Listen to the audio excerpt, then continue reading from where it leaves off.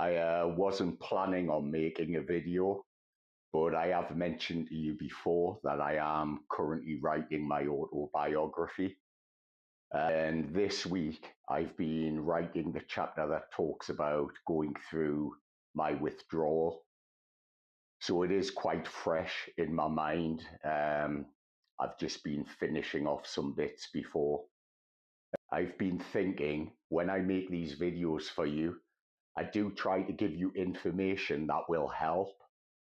But in this one, I just want to tell you a little bit about my journey through my taper. Now, I will warn you, it's very dark. I was struggling with alcohol issues at the time, and every night I was drinking. It was the only way I could get any sleep. Yeah, every single night without fail. And I had drink problems for pretty much my whole adult life, amongst many other things. I don't want to bore you with my life story. I was a single parent at the time, as I've mentioned before, and this was in my previous home. It was 6 years ago now, and I was in a very dark place. I'm getting off track. I was drinking every evening just to try to find some rest, a break from the chaos. And one evening, it was in my previous home, the bathroom was downstairs, and I must have got up during the night to go to the toilet, and I fell down the stairs. I have no memory of this. My daughter was 10 years old, and we had just come to live in the UK approximately 1 year previous to that. So, without boring you, things were not good. My daughter had to go and stay with my sister for 6 months, and I had to live in my home alone, isolated from everybody. So I do know where you may be now when you're watching this. I know you may feel that there is no way you can go on another moment, let alone another day. But this is why I do make these for you, because I kept going, even when I wanted to give up. And I had tried to end things several years earlier on more than one occasion. I do know how things can be for you when you're watching this. I get it. I understand the absolute terror you can feel. I used to sit in my home, and there were many times I would just sit frozen to the spot. One moment it would be daylight, and the next moment it was dark. And I understand how it feels to not know where you are in time. But this is why I always say to you, try to concentrate on a small, simple, easy to follow routine for your day. I have been studying these things for many years in an attempt to heal myself. But I know now through hindsight that it is a little routine for your day that will help your days to just be a little bit more bearable. Your mind needs time to recalibrate. As the benzos are leaving your system, everything is dialed up to 1,000%. I understand.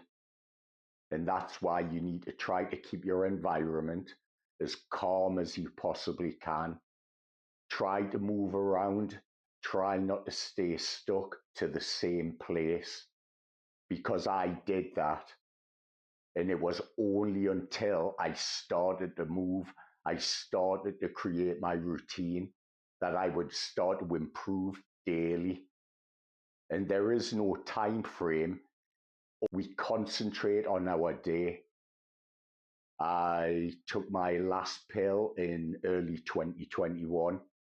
So that was 5 years ago now. 5 years ago. Gone. Wow. 5 years ago. It seems like a lifetime ago. But things were still very difficult after that. If you've stuck with me this long, I'll share this. I was so detached from reality, I had no idea what was real. Depersonalization was absolute. Even though I am a very heavily tattooed individual, my body, my hands, everything did not feel like it was me. And I had no idea what was going on.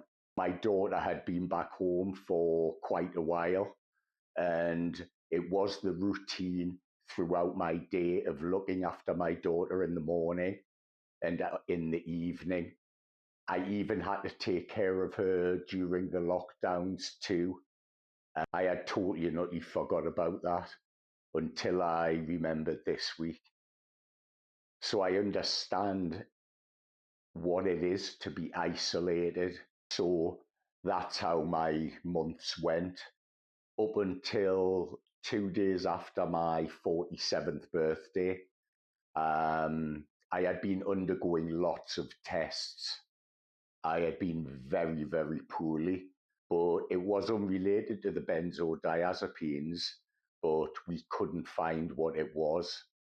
Anyway, long story short, I weighed 8 stone. I was rushed into hospital. My daughter went to stay at my mum's home, and they didn't give me much of a chance of surviving.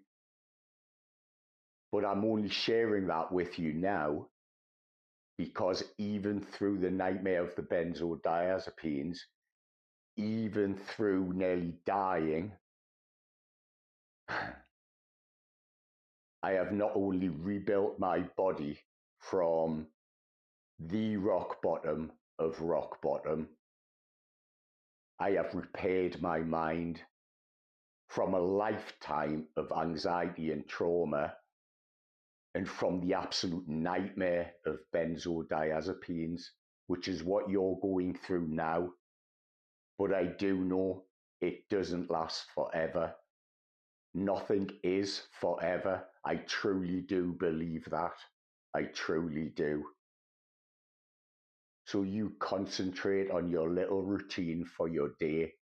And as I always say, slow, deep, mindful breathing.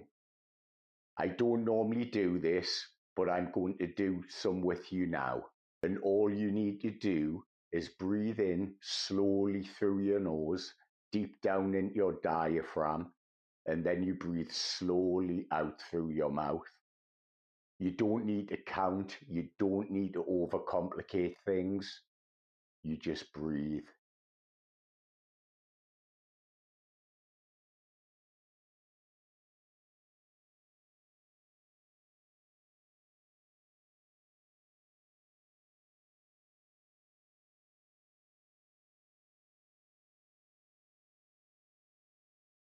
This helps to calm your central nervous system. And when the chaos in your mind is all getting too much, it does work if you look around your room or get a pen and paper and write things down that you know to be true. Now, I never ever believed in journaling, and now I'm nearly finished my autobiography, covering 52 years of my life. For 40 of those years, I was an addict, very high functioning. Nobody ever knew. Even I didn't think I had a problem. I just thought that was the way we existed. My life was just dark. It was just the only way I knew. But I'm sitting here now and I'm making this for you And making these videos is not something I ever thought I would do. And I have said this to you before, but I make them for you. And I know you'll get through this as long as you always keep going. Concentrate on your routine, your self-care, and your breathing, and you will get through this. You just never stop. You never give up.